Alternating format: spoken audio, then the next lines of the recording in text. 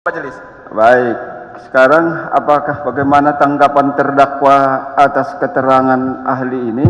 Kalau ada pertanyaan, tapi kalau yang sudah jangan lagi. Ya, silakan.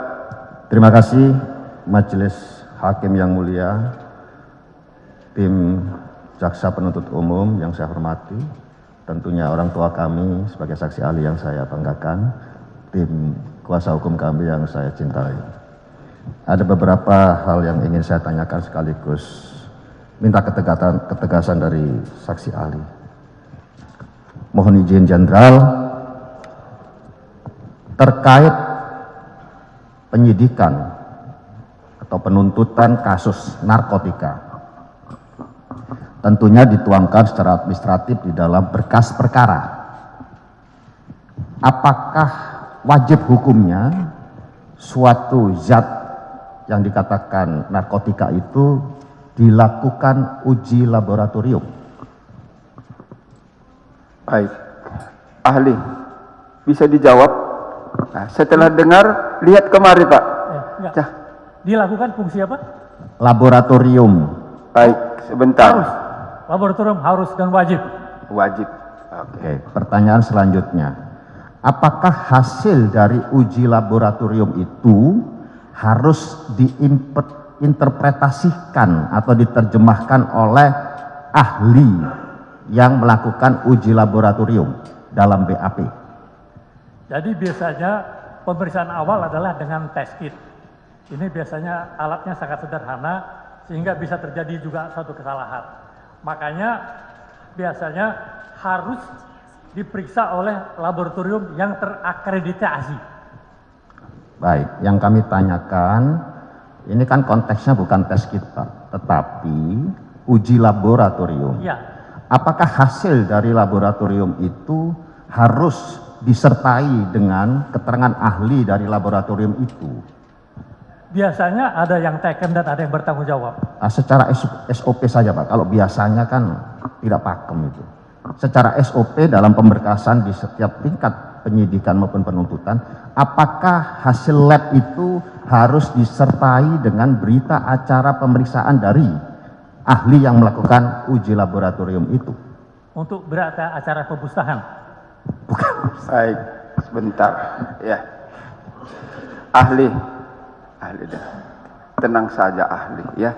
Ya. Tenang aja, nggak apa-apa. Kan demi keadilannya, ya. Apapun pertanyaan itu kita cerna dulu, ya. Pertanyaan dia,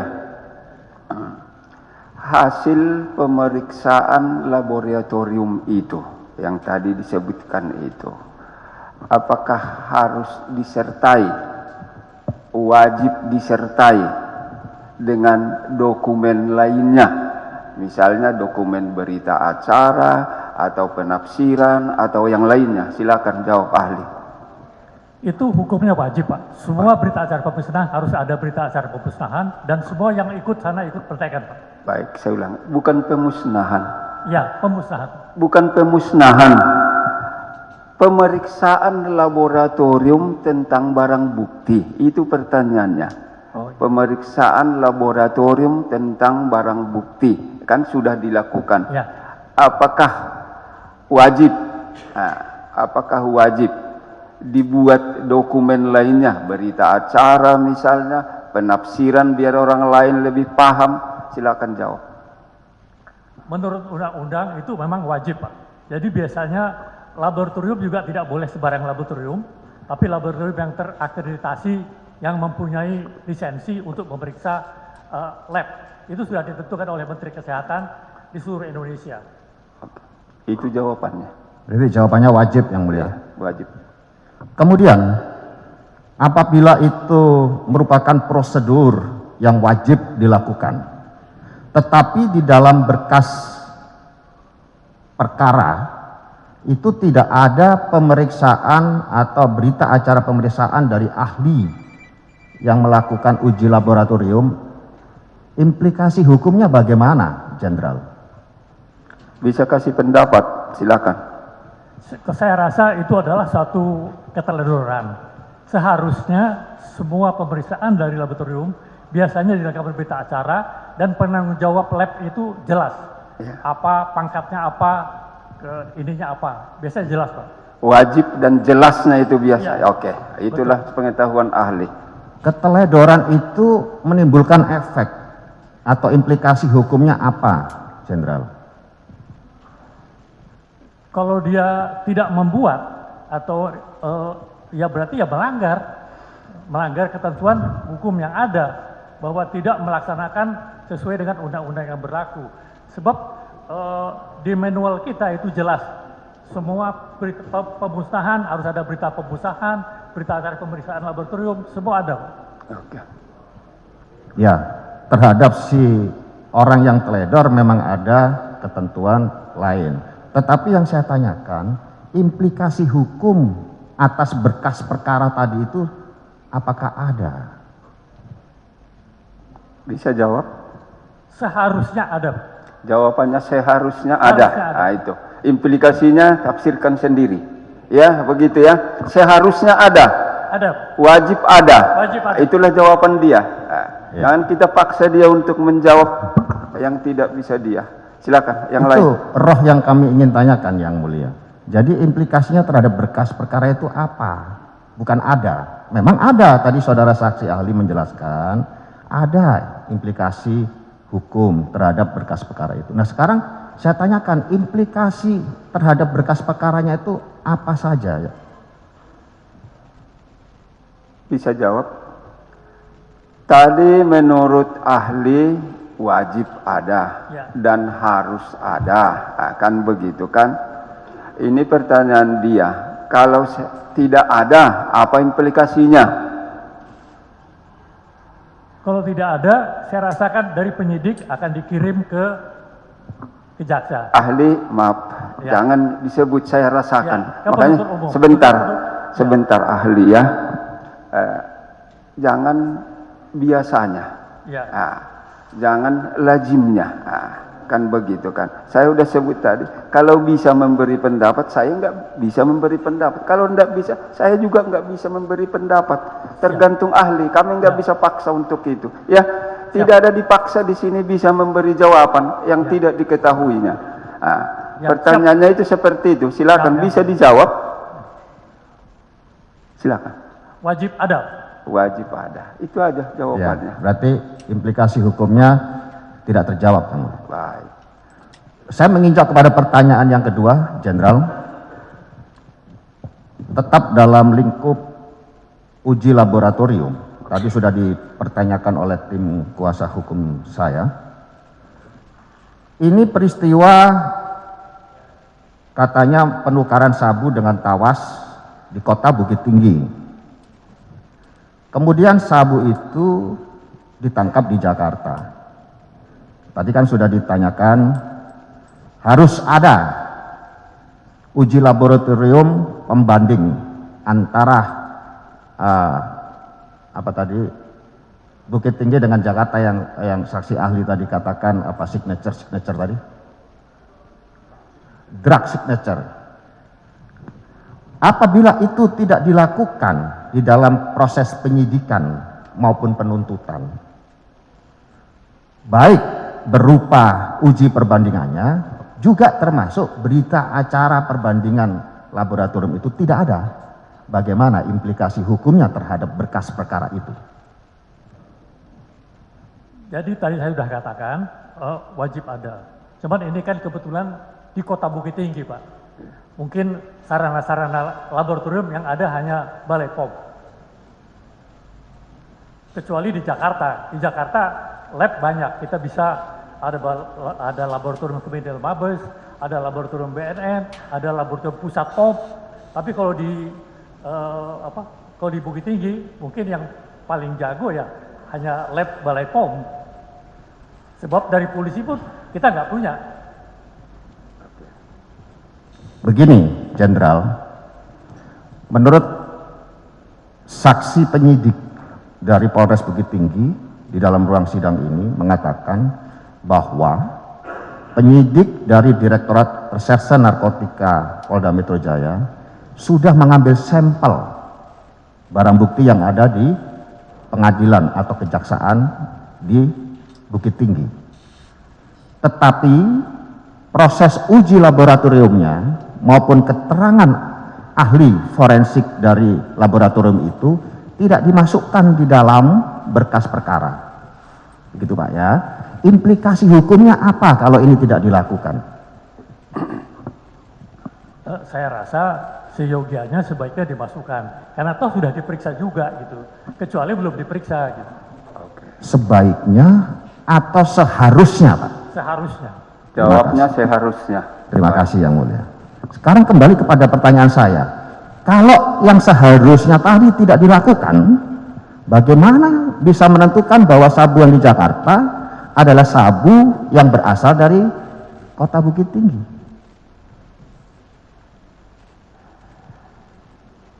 Saya kurang jelas. Maksudnya apa? Maksudnya? Kan itu tidak dilakukan Pak, uji pembandingan ini. Ya.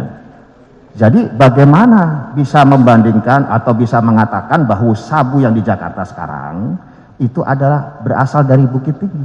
Ya. Jadi kemampuan lab kita, memang lab kita punya kemampuan untuk drug segregation tadi, sehingga bisa mengetahui barang A atau barang B berasal dari barang yang sama atau tidak. Baik. Bentar. Jawaban dia tadi wajib. Dari jawaban dia itu sebenarnya udah bisa kita ambil tarik apa makna fakta yang ingin kita peroleh, ya. Baik, terima kasih Yang Mulia. Dia menjawab seperti terjebak dia nanti. Oke. Pertanyaan lain, silakan. Sebetulnya pertanyaan kami tidak terlalu rumit Yang Mulia. Kemudian saya ke 3 Jenderal, mohon izin. Tentunya narasi yang dibangun oleh media dan sebagainya sekarang ini adalah bahwa sabu itu berasal dari Bukit Tinggi, berasal dari penukaran katanya barang bukti.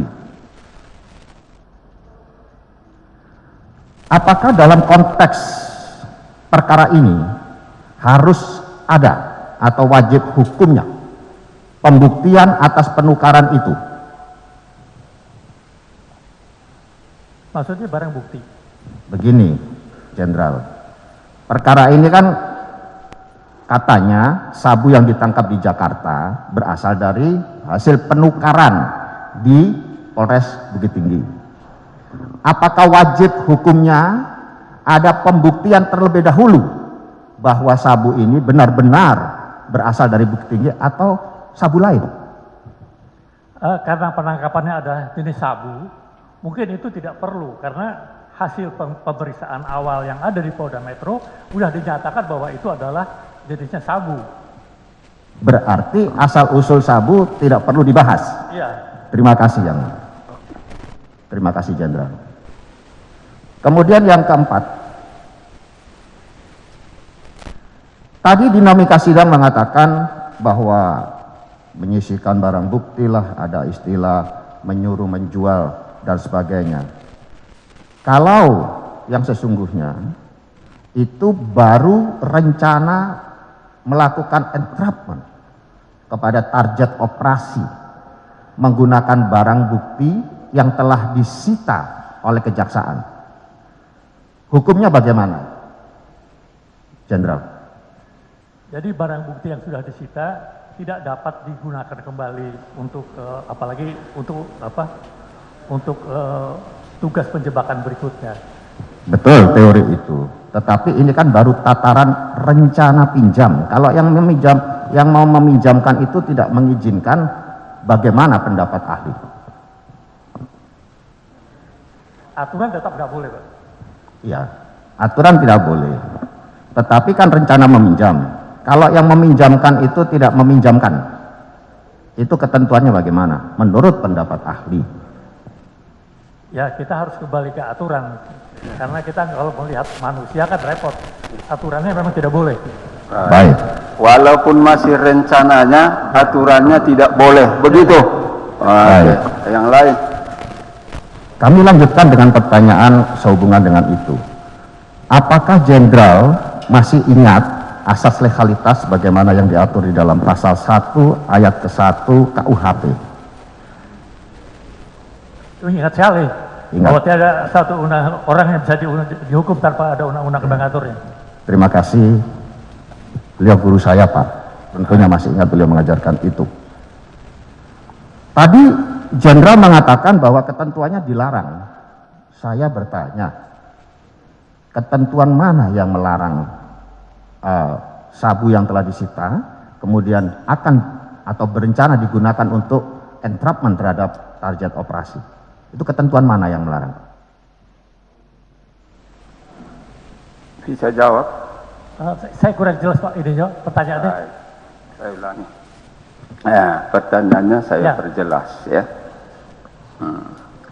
Tadi disebut rencana melakukan perbuatan, rencananya saja pun tidak bisa menukar, menjual untuk kepentingan lain. Kan begitu rencana. Pertanyaan dia, di mana itu diatur sepengetahuan ahli yang tidak bisa itu? Silakan jawab. Saya ulangi ya itu. Bentar Pak ya. Tadi ahli sudah menjawab bahwa penggantian barang bukti, penyisihan, menjual, bahkan disebut oleh terdakwa tadi merencanakan, baru merencanakan. Itu pun menurut aturannya tidak boleh. Bisakah ahli memberi pendapat tentang itu? Silakan. Siap. Jadi di Undang-Undang Narkotik itu mulai dari Undang-Undang Nomor 9 tahun 76, 2297 dan 3529, rencana pun tidak boleh di dalam Undang-Undang Narkotika. Jadi merencanakan saja udah nggak boleh, apalagi melaksanakan. Itu Undang-Undang Narkotika. Itu salah satu pasal yang kunci yang harus kita pegang di Undang-Undang Narkotika. Baik. Jadi nggak ada orang rencana coba-coba pakai sabu, nggak ada. Coba-coba tangkap. Oh iya. Oke. Itu kuncinya Pak. Baik. Jadi tidak ada rencana pun tidak boleh. Baik, itulah jawabannya. Nah, pertanyaan lain, ada keberatan tentang itu? Nanti sampaikan. Baik Yang Mulia, kami tidak akan memaksakan atau mengejar saksi ahli yang juga guru kami, orang tua kami untuk menjawab. Tetapi pertanyaan kami sudah jelas. Terima kasih Pak. Berikutnya, Jenderal, kami izin bertanya. Apakah penyalahgunaan narkotika itu selalu bermotif ekonomi? Baik. Ahli. Motif orang melakukan penyalahgunaan narkotika, apakah motifnya selalu ekonomi atau ada motif-motif lain?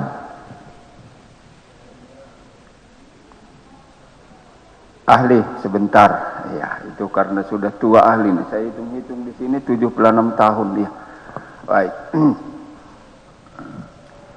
Bisa sebentar. Bisa ahli terangkan motif melakukan tindak pidana narkotika tersebut? Apakah selalu hanya motif ekonomi atau ada motif-motif lain? Silakan. Jadi untuk narkotika ini memang yang paling utama adalah motif ekonomi Pak. Tapi ada motif-motif lain, misalnya balas dendam dan lain-lain yang seperti terjadi di kartel-kartel di luar negeri. Jadi itu bisa terjadi. Tapi untuk Indonesia, saya katakan yang terbanyak adalah motif ekonomi. Mengapa saya katakan motif ekonomi? Karena waktu undang-undang narkotika kita baru keluar, itu jumlah pemakai narkotika di Indonesia hanya 0,0001%. Income per kapita kita waktu itu hanya $300. Malaysia waktu itu sudah 3% dari jumlah penduduknya mereka. Karena income mereka lebih tinggi dari kita. Jadi di situ ketahuan bahwa income per kapita berbanding lurus dengan pemakaian narkotika. Jadi kalau kancingnya ditanya, motifnya ekonomi lebih besar di Indonesia. Oke, itu jawabannya. Silakan yang lain. Apakah ada di Indonesia, jadi kita tidak bicara benua lain ini, Jenderal, apakah ada di Indonesia motif penyalahgunaan narkotika itu karena loyal atau takut kepada seseorang? Saya rasa ya selama saya bertugas lama di Kesatuan Narkotik dan terakhir saya adalah jadi kepala BNN, itu belum pernah ada ajas loyalitas kita pakai untuk membenarkan urusan narkotika. Terima kasih. Baik, itu jawabannya. Oke. Mohon izin yang terakhir, Jenderal. Ya. Ini juga sudah menjelang duhur. Kapan suatu tindak pidana narkotika itu dianggap ada? Kalau pembunuhan 338 itu kan ketika secara material ada mayat yang diduga terbunuh. Kalau pemalsuan surat 263 ayat 1 dikatakan muncul tindak pidananya setelah ada korban. Langsung saja pertanyaan. Kapan tindak pidana narkotika itu muncul atau dikatakan ada? Kapan? Tindak pidana narkotika dianggap atau dikatakan ada. Jadi maksudnya kapan tidak pidananya terjadi, maksudnya gitu. Betul, Sebentar, ahli. Nah, kalau sudah agak bingung, ke sini lihat biar terang, ya.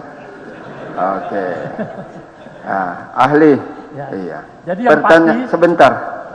Pertanyaan terdakwa itu, saya mau original itu fakta di persidangan ini, ya. Kapan dikatakan suatu tindak pidana itu merupakan tindak pidana narkotik? Mulai kapan dia? Silakan. saya rasa itu adalah suatu hal yang memang berlaku di Undang-Undang Narkotika. Saya katakan tadi, perencanaan saja sudah tidak pidana, apalagi sudah terjadi. Baik. Jadi tidak ada istilah coba-coba di dalam Undang-Undang Narkotika. Baik, itu jawabannya. Ada pertanyaan yang terakhir lagi? Apakah suatu percakapan yang menyangkut narkotika, tetapi tidak ada objek narkotika yang dimaksud, baik wujud aslinya, fotonya, gambarnya, atau videonya, itu dapat dikategorikan sebagai tindak pidana narkotika? Saya tadi berikan contoh yang paling gampang tadi, Iya. bahwa Jenderal Noriega itu adalah seorang jenderal berbintang 4. Barang bukti tidak ada padanya. Barang bukti tidak ada padanya. Tapi jika ditangkap drug enforcement Amerika, ternyata drug enforcement sudah mempunyai data-data elektronik yang sangat cukup dan sangat panjang. Jadi belum tentu orang yang terkena narkotika itu harus ada barang bukti padanya, harus dites darah positif, itu nggak perlu. Jadi bandar besar clean, pasti tidak akan ada narkotika padanya. Baik, oke ya. Itulah pendapatnya. Simpulkan kelak. Silakan, ada pertanyaan lagi? Tidak ada, Yang Mulia. Kesimpulannya saya juga pusing, Yang Mulia. Baik, silakan.